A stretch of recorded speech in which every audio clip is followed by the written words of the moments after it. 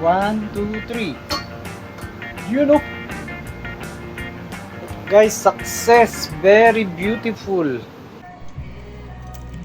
Hi guys, so tinanay ko na yung tinapa. Siyempre, bago ko siya sausaw, try ko munang lasahan na walang sausawan.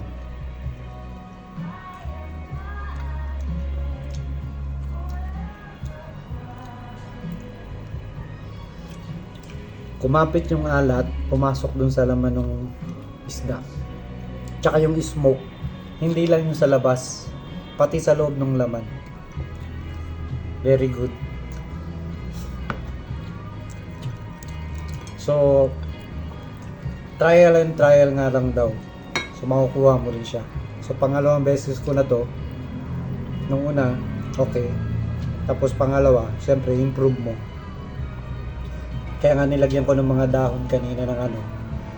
Tapos sa smoke, ginamit ko yung kalan. So okay naman siya.